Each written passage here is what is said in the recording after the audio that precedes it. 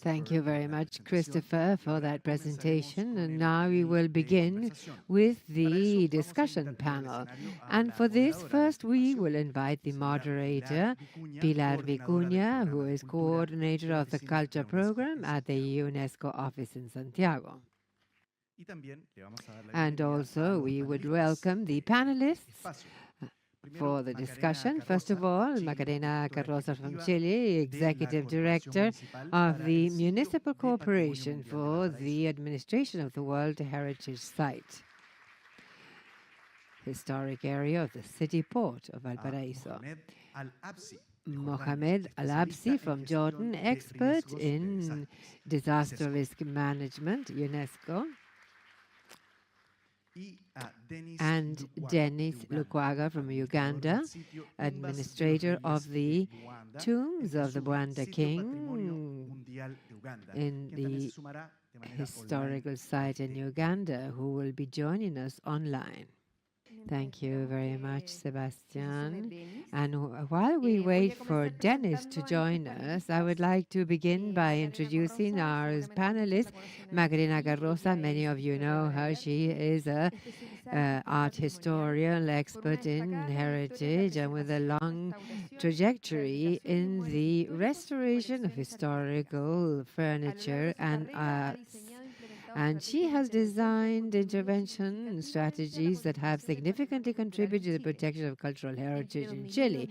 From 2001 through 20, she directed the first private laboratory for the conservation of art, leading emblematic projects. She's been responsible for collaboration strategies between the state of Chile through the Undersecretariat for Heritage and the municipality of Valparaíso to strengthen the administration of the World Site in Valparaíso, and has also led the implementation of the cooperation, and where she currently works as the executive director. Dennis, very nice to see you. Can you hear you? Can you hear us? Yeah. Awesome. Thanks. So, here in the panel too is Mohamed Al-Bahasi. He's an architect from Jordan and a specialist in disaster risk management and cultural heritage conservation. He's currently an expert at the Heritage Center of ISESCO, the Islamic World Educational, Scientific, and Cultural Organization, where he primarily supports initiatives for risk management and heritage in post-conflict situations in the Arab region. He also has over 10 years of experience working with the Department of Antiquities of Jordan in different positions: head of documentation section, head of World Heritage section, and led many conservation projects. Denis Lukwago, he's presently working with the Ministry of Tourism, Wildlife, and Antiquities as a conservator architect. He also has worked on various restoration projects, including the tombs of Buganda kings at Kasubi World Heritage Property, the Mugaba Palace, the Queen's Clock Tower Monument, and also from the perspective of risk management, Denis has worked on Kasubi Tombs Disaster Risk Management Plan, Uganda National Museum Conservation Management Plan designs, and many others. Welcome you, and thanks for being on this panel.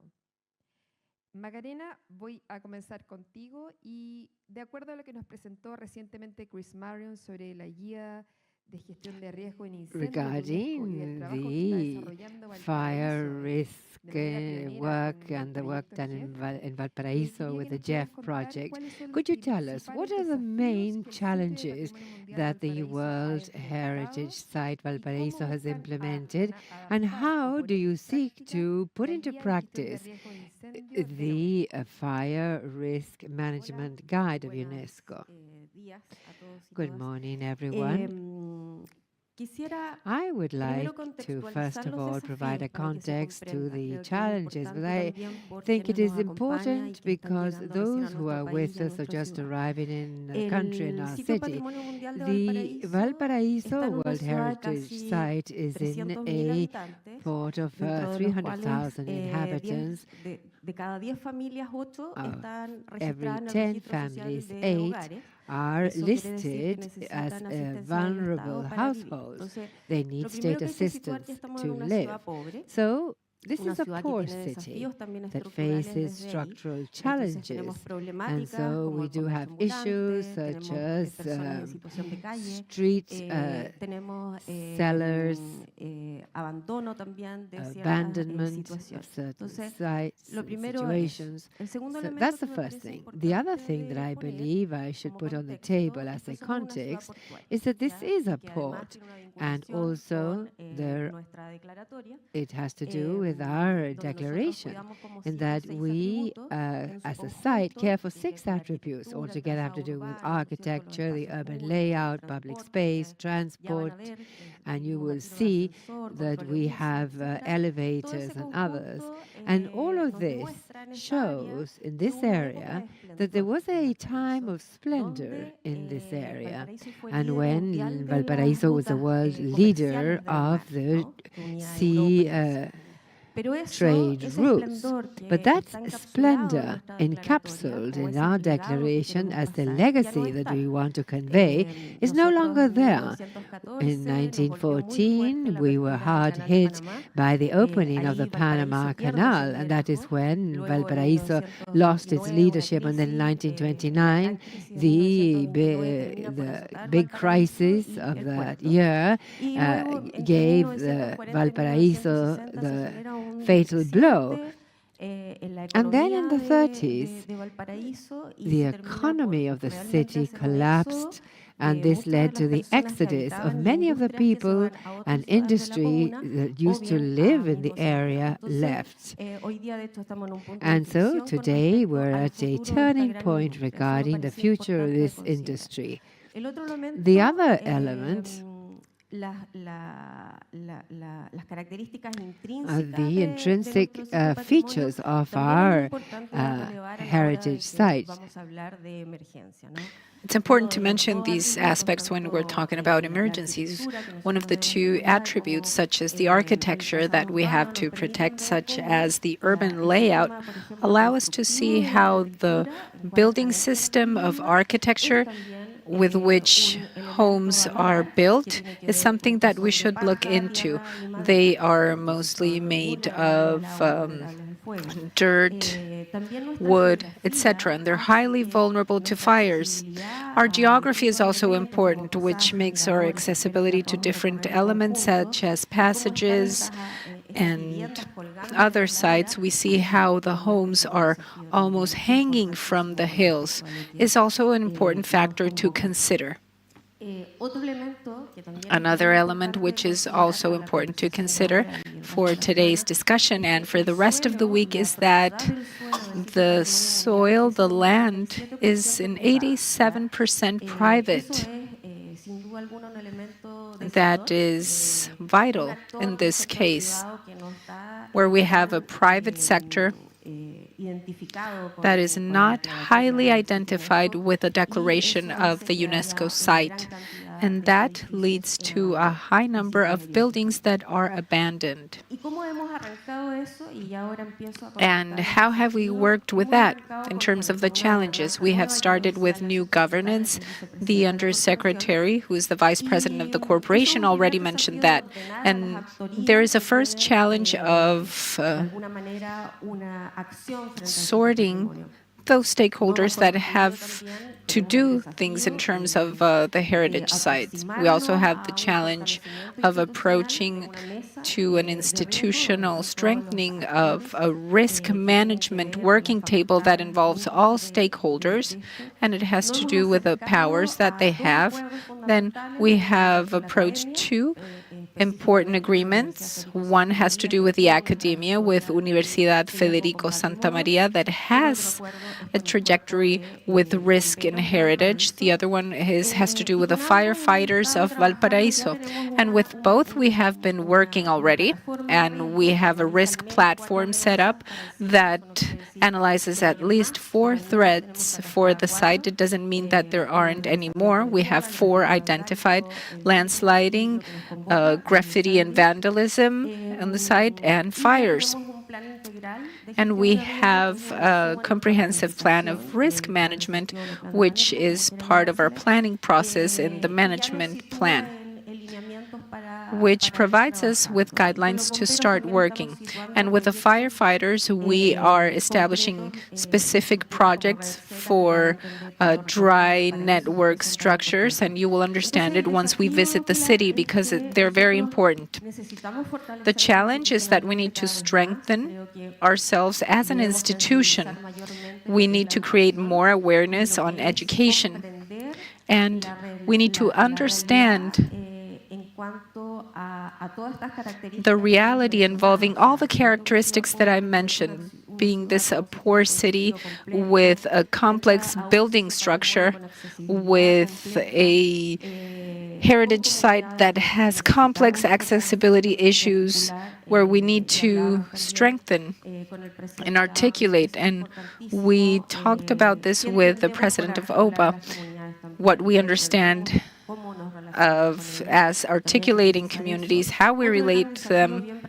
Another important and pragmatical challenge is how we decide that the use of historical properties for restaurants or others, how we can influence the fact that although we can promote economic dynamism, it should be done safely with good facilities, moving away from precarity.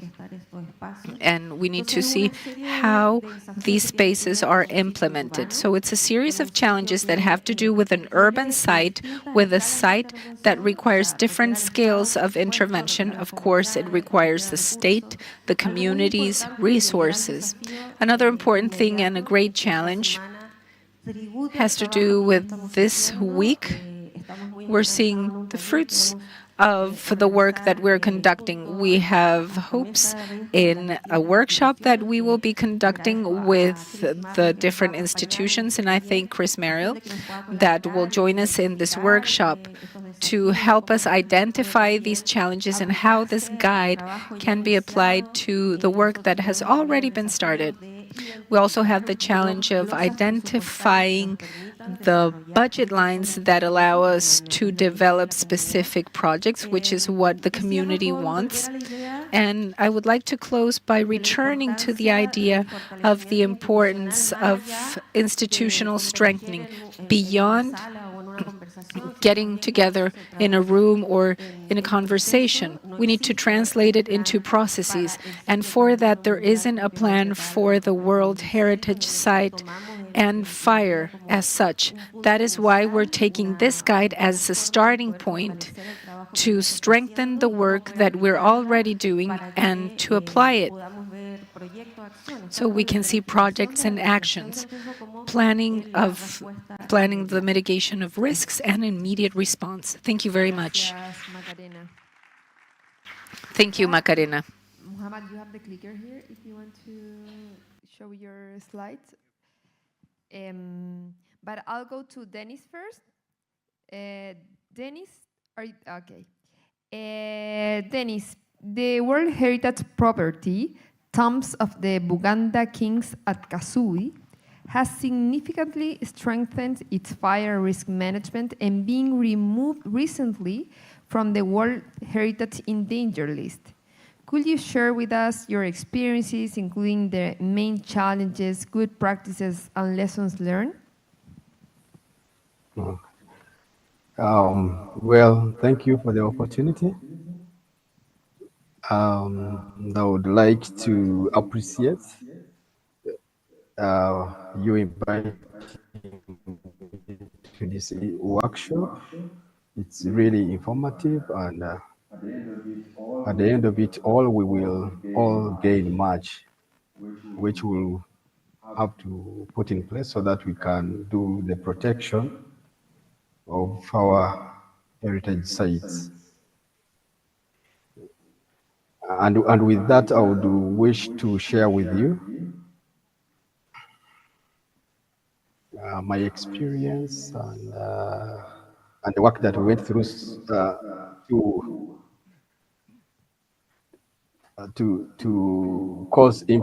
ensure that our heritage site is removed from the UNESCO sites on danger list. Yeah. So I'll, I'd like to share my screen. Here we go. Yes. Um, Let me hope it is clearly seen on the screen. My site is the Tombs of Uganda Kings at Kasubi, UNESCO World Heritage Property in Uganda. And for this workshop for the fire resilience for heritage in a changing climate, I would appreciate to present you this presentation. Well, my site is located in Uganda, and Uganda is found in East Africa, on the continent of Africa. Yeah, and it occupies about 26.8 hectares, and the buffer zone is occupies an area of 75.176 hectares. Well, at this site in 2010, it was gutted with fire. And we went through the process of the response, the emergency response and the recovery until when we were able to get back onto the UNESCO list. And being that our site is full of vulnerable materials to fire, it's the site occupies Dennis? it has a So, building. Yes. sorry for interrupt you. Can you put in like because we're not seeing like this full screen? Oh, okay. I'm trying, but it gave me a Okay, hard time. just if it is easy, because the public here doesn't see it. But Okay. Okay. yeah, it says presentation like just at the bottom. But Okay. Uh, well, here I'm doing so. Am I? yeah, you can leave it Is there. Yeah, it's good. Go ahead. okay. So the sites and the buildings that are on the site were constructed using organic materials, which are highly flammable with fire. And with that, we are having dry grass that is used for thatching the building. And also we have the wooden poles that are used as columns to carry the load of the roof and the roofing supporting structure. And some of the activities that take place on the site, of course, we have people who practice the rituals and whereby they smoke the pipes, which is pipe smoking, and also they use candles. And we find that some areas had been poorly um, connected with the electrical wiring, and we also face the threat of lightning and the presence of so many fireplaces. And also with the changing climate, of course, we are facing the extreme hot weather conditions. And also there was also a problem of waste material disposal by burning. So all that was putting our site in danger.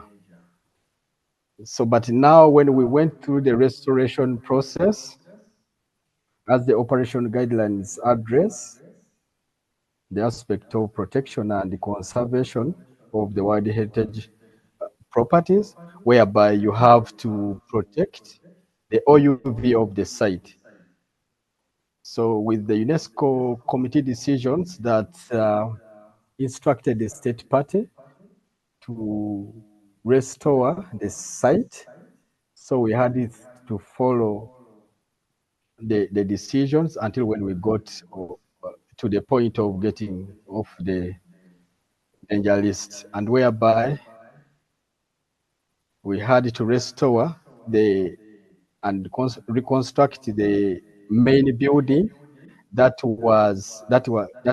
gutted fire, that was gutted with fire. And during the process, of course, we put the prevention. We put the aspect of putting the prevention measures, whereby the fire detectors were put, the smoke detectors were put, the alarm, and also we put the installation of the permanent firefighting system, which you can see here. This is the pump house where it is controlled, and also here in the compound you can see the fire points, which which have the hose reels to protect this building, mega building. Yeah, and also what we put in place was the development of a site master plan, and in the Dennis, are you there? I think you were mute. We cannot hear you. Can you hear us? Let's see, maybe he's troubling with his connection. While we wait, we can jump into Muhammad. Okay? Okay. I know, Muhammad, because we just talked that you already read the guide. So, in your view, what can you tell us about the guide? How the guide could be implemented in the Arab region regarding the cultural heritage that you have there? And then we can talk more about capacity building initiatives. So please share with us your thoughts about the guide. And now, what the guide has to, what I'm seeing the guide is going to help us is, first of all, it is straight to the point, because here we are capturing the fire hazard. And when you look at the guide, where I'm seeing observed was that it is clear to what has to be done on when protecting the heritage sites. Yes. So I looked at how they put the different measures in their categories. For instance, there is the consideration to reduce the risks related to the fire on the site, whereby there would be the limit ignition sources, and this would require the experts and even the community, which is well versed with the site, to go and identify those spaces within the site, and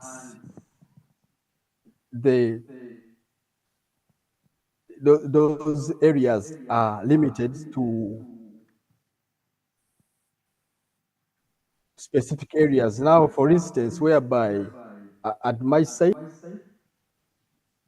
so what happens is that you gazette an area specifically for people who are doing the rituals for smoking, and you protect other areas. So the other issue was about reducing the combustible materials on site, which is clearly put in the guide, and also providing the early detection and alarm to protect the site. And I'm also seeing the capacity building in fire protection, whereby the community will be sensitized and working out the trainings in form of the drills, like how you can see in this slide.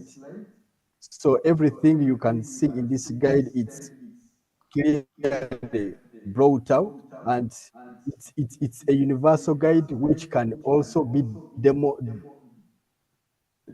domesticized on the specific sites that you are to work on. If it's a natural site, of course, these aspects can be highlighted to those that suit that site. And if it's a cultural heritage site, still it's the same thing that can be done. So what I'm seeing with this guide is going to be so hopeful.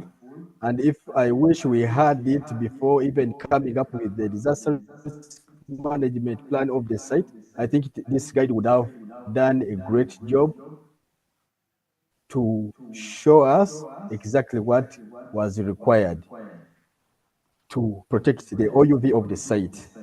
And I would like to end by thanking the UNESCO and even the funders of this the development of this guide for having had that vision, which is going to assist us as site managers and the experts to assist us in the protection of the heritage sites for posterity.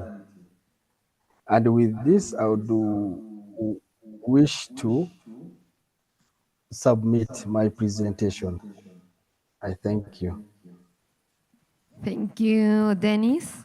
And we really hope that all the site managers will consider this guide like a helpful tool and that it can be adapted to different contexts like natural heritage, cultural heritage. So many thanks for sharing your thoughts and your experience in Uganda. Many, many thanks. Now we'll turn to you, Mohammed. I can repeat the question if you want to. Okay. So you already read the guide, you have your opinions and your thoughts about it. So just share your experience and how do you think this guide can be adapted to the Arab region in all the diverse and rich cultural heritage that you have there? Okay, first, thank you so much for inviting me, and I would like to thank UNESCO Regional Office in South America, and also the host country for generous hospitality and excellent organization. Second, I would like to congratulate UNESCO for launching this important fire risk management guide. This is very important, and I feel we are one step closer to achieve resilience in our cultural heritage sites and properties. I would first speak about the guide itself, then I will speak about the reflections and impact on the Arab region. I have read the guide, and while I was reading, I were comparing between the 2010 publication of UNESCO. They publish a guide about disaster risk management. The 2000 publication has provided a general process-based approach can be followed and applied for any disaster risk worldwide, anywhere. But it misses kind of technical details, and you should have more research to have a real risk management plan. In this guide, it's different. It's more thematic, more detailed to the fire risks, and it still has a process-based model, and it still uses the same terminology. This is very important, so we don't have different process. So people, they know the procedure that we should prepare from the beginning to the recovery stage. Now we have process-based, but it's associated as well with technical details, solutions, alternatives. So this is very important. When someone can read this guide, he can come up with solution and find which better solution according to the resources, funding available, and capacities. This is the first, and in the left side of the slide, you can see the famous management cycle of DRM and also the new publication. The second point, I have noticed that let's speak about resilience in general. There are many dimensions contribute to the resilience, the concept, the buzzword now worldwide. So if we, for example, if we consider traditional knowledges that have been evolved over hundreds of years of trial and errors, and if we manage risk, and if we adapt ourselves, our communities, our heritage sites to climate change, so we are closer to building resilience in our heritage sites. There are also a lot of principles has been determined in many publications worldwide.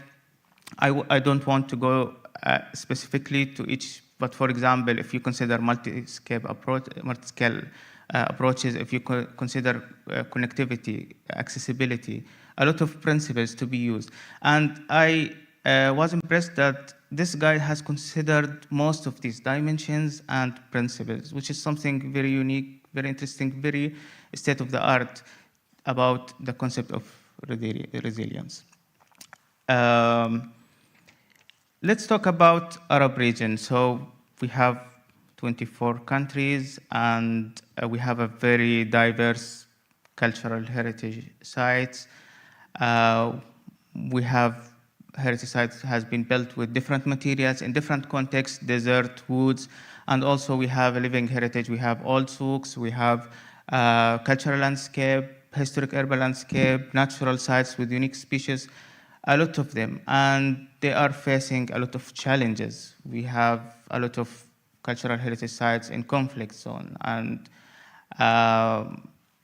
we have facing also climate change impact. We have fire hazard, we have heat waves, we have drought, and security concern, vandalism, a lot of risks. And Arab region has the most number of danger listed sites. We have 24 sites in the danger list of UNESCO. Not to mention that we have thousands of heritage sites they consider with a national or local value, so they are also under risk. So how I feel that this guide will benefit Arab region, I think within 3 points that this guide could really benefit the Arab region. First, it provides a systematic approach, so anyone can read it. It's very clear, very easy, so they can follow step by step, and also they can find kind of solution in the guide itself, so they can depend on manual, automatic solutions that has been provided. The second thing that we already have system in place to mitigate risk. And this guide also helped to review and develop these systems in place. So for example, I remember in 2016, the Director General of the Department of Antiquities have asked me to provide the building with firefighting distinguishers. Then we provide them. After that, I left for 3 years to Germany to complete my PhD. Then I come back. So we have another Director General, and he told me, do you think they are working or not? Then I told him just 3 years, maybe they are still working. He told me just do a maintenance to ensure that everything is working. And I was impressed that more than 50% of them, they needed maintenance. So even if we have system in place, we need to review, to develop, to have different ideas, to sustain, to maintain. So it's not just we follow the procedure and the steps and we finish. It's a sustainable process we should keep reviewing and developing. Another thing, and I found it's the most important part and influence could be about this guide to the Arab region, that we need to develop regional experts in fire risk management and mitigation, fighting this risk. We're thankful to international efforts, funding organizations. They did a lot of work to the Arab region, but frankly speaking, most of these efforts only highlighted the risk on World Heritage Sites. So we still have thousands of heritage sites. They doesn't have the stamp of World Heritage, but they still have a national and local value and need to be protected with limited resources and limited fundings. So I think this guide will help all practitioners in different sites to really build resilience and come up with management plan to against fire hazard. I only just have some reflections or insights that could be could be considered in this.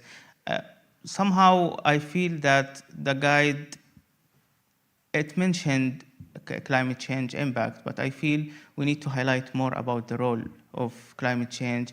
So because it's a global phenomenon, and when we have a small hazard, so people couldn't really connect between the climate change and the fire hazard incidents, the small ones. So they are a big connection. So we should understand the process of climate change, how create fire and other hazards. The second thing that we should understand that fire also have a slow and progressive impact on our heritage sites. So most of the incidents we see, they have catastrophic impact, and we lost a lot of things. But we have prepared in the session for some case studies from different countries in the Arab region. So I invite you to discuss that more in the session number 4. I will show you some example of how slow and progressive impact of fire could really cause loss of attributes. Finally, I don't know if it is available in Arabic language or not. It's available in Arabic language. That's a good step. I would also, so since it's available in Arab, so we can also help as Cisco to send it to site managers and focal points to maybe they can use it in the future. So thank you so much. Thanks to you, Muhammad.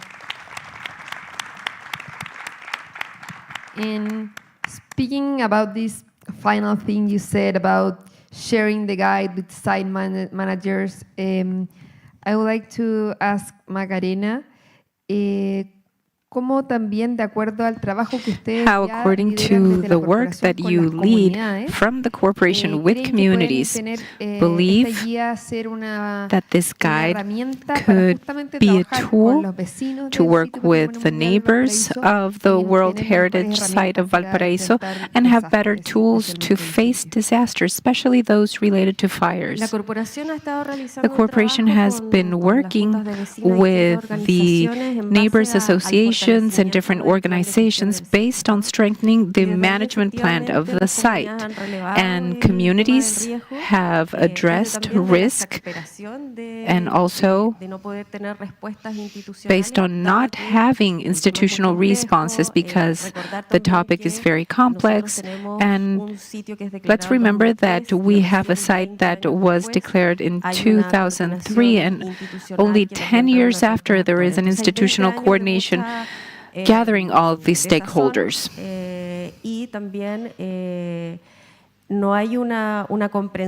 There isn't a full understanding of what this convention is, so we need to work on approaching these worlds. We are in a cross-cutting line of work. We're just starting. We have only been operating for 18 months. We do not have a consolidated relationship with communities, but our intention is to do that. And in our governance, we have the neighbors associations living in the heritage site. But we must mention what we talked about before. The guide has a vital aspect of having the excuse of articulating ourselves with a method that we can start applying. I believe that UNESCO's instruments have that characteristics. It is hard until you manage to understand their value and know that these are tools for us to adapt them to each of our realities, because all realities are completely different. And for us specifically, we feel very responsible for this, because when we talk about risks in the Valparaiso World Heritage Site, we're talking about people that inhabit those areas of risk on a daily basis. For instance, what I was commenting on for the heritage site only being private. Many times there are situations where the neighbors see that there are these large buildings that are abandoned, are occupied in a violent way, and that is one of the reasons why a fire can take place. There are protocols to evict people, but they are quite deficient. They are not fast. They require an owner who many times is not interested, who many times do not live in Chile. So there are many things to review, and we are listing those findings in the corporation, and the community is very clear about this. I think we have approached a correct diagnosis in terms of what we need to do. And that's why we insist on how we can strengthen the response for these communities and how the communities play a very important role. The fact of living in an area of risk makes popular knowledge very important. And we need to listen to those things many times, not only once. We need to monitor these things together. It is impossible not to work together with the communities because there is some work that involves a risk culture. We need to understand our actions, our roles, their role. And the guide talks about a challenging topic, which is what happens after the fire. What is the plan? And that's very important because in the Valparaiso site, we have had many houses on fire without having a clear response because it's private property, because public funds cannot be allocated into them. And it has been going on for a long time, and I believe that the corporation has a role to play in terms of how to organize, how to sit together all the stakeholders and not let them go. And that's why the guide is good, because it provides steps to follow. And I believe that in general, the instruments of UNESCO, if they're well taken in a governance and if the spirit is understood, it can create synergies with other plans and actions from the governances. And I believe that they are very useful tools, and standardizing the process for all of us is also very useful. Thank you, Macarena. And there we can see the pictures. Yes, these are the pictures of the sessions that we did in Universidad Santa Maria. There we have all the institutions involved in the working table. We had Senapred, the academia, the municipal directorates, the firefighting department. We have Mideso, the social ministry. We have all the stakeholders that have been identified to talk about their own management. Certain institutions have a budget allocated, how we can plan together with them. But we also need to talk about the scale, as Mohammed was mentioning, the scale of the city, because the city can have a response, the region and the country as well. But what is the response scale of the Valparaiso Heritage Site? That's what we need to work on.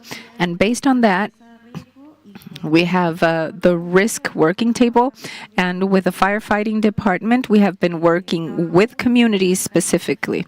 We work a lot with mapping and planning, where we mapped the heritage site, and we look at the fires, we look at the critical points that the community has described, and where we can provide our assistance. With the firefighters department, we're thinking about a dry network project to address it with the regional government and Subdere. But these are institutions that provide funding for these projects, and the DRIDE network makes a lot of sense to the community because these are structures that must be built in low accessibility places so that the fire truck can get there. We're talking about passages, etc. And we have a concern of a neighbors association, the Neighbors Association of Cerro Alegre, that talks about the beginnings of the governance, where they express that the fire truck cannot reach their neighborhood. So those are the concerns of the community, private, and public sectors. And there we can see that the role of communities is very important. Thank you very much, Macarena. I will ask one more question to Dennis and Muhammad, and then I will have to cut the Q&A session. We will have more time during the upcoming days, but we're behind schedule right now, so you can probably ask the questions during the coffee break. Okay. Yes, we can hear you very well. We were just listening to Macarena.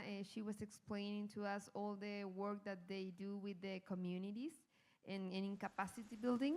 So I was thinking, and how do you think this fire guide can support the future efforts for the protection of the World Heritage property? For example, in making use of the guide in capacity building for site managers, for heritage professionals, and communities. Thank you. Well, like how I mentioned in the beginning, in the previous presentation, that this guide is so clear. This guide is so clear. It doesn't require so much in interpreting it. And even when you are to train someone, he can easily train others. So when it comes to the capacity building of the community, remember we are here, we are dealing with lay people and perhaps people from the different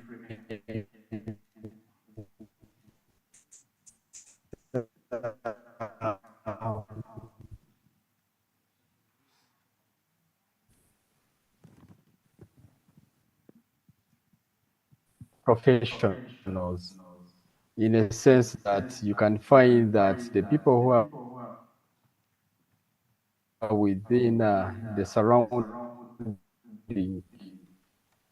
some are healthy people, but now these are the people who in the site, especially now we find ladies that are not learned, but they are important people within the site.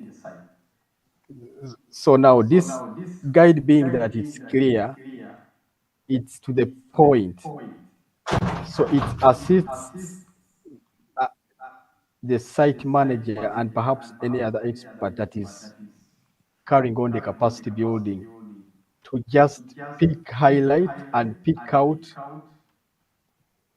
the necessary aspect that is required to be put in the management, in the fire management plan of the site.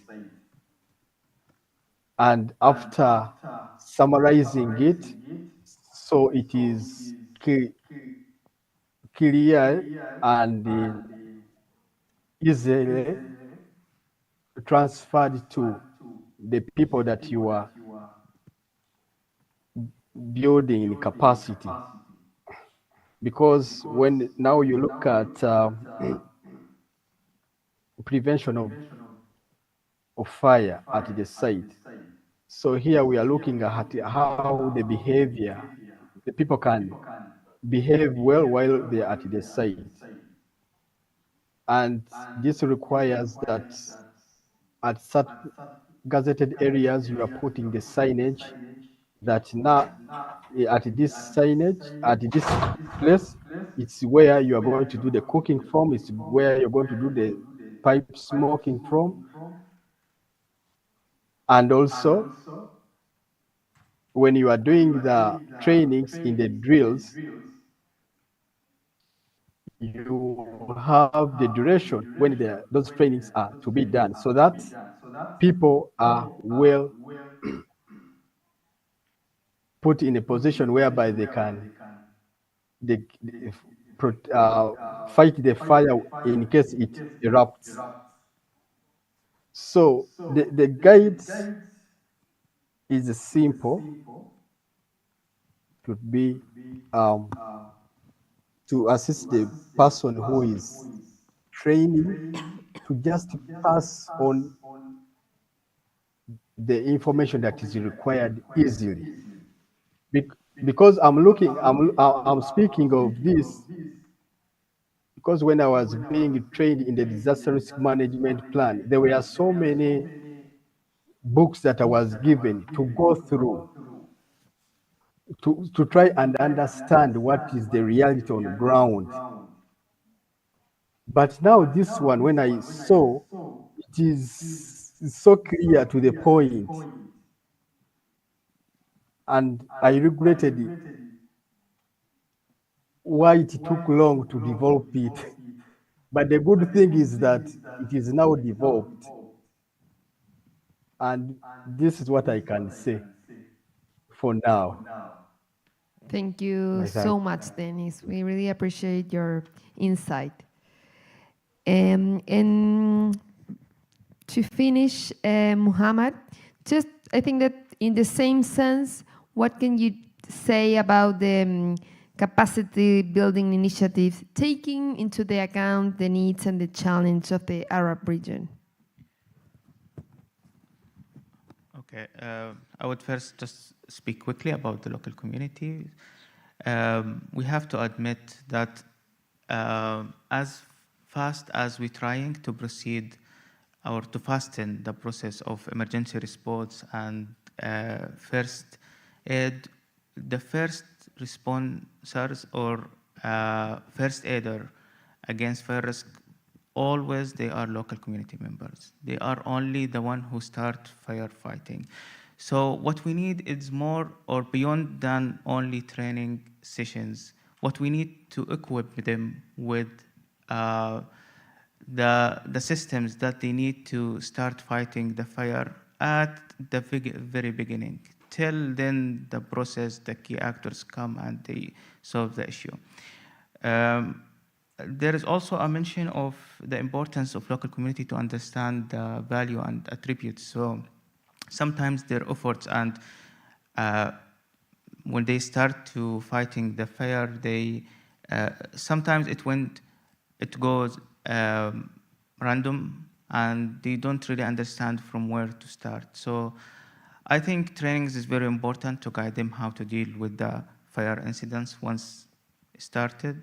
And also there is a need to have the proper equipment so they can start before they get assistance from civil defense or other agencies who are responsible to deal with these incidents. Thank you. Thank you so much, Dennis and Muhammad. Muchas gracias, Macarena. Thank you, Macarena.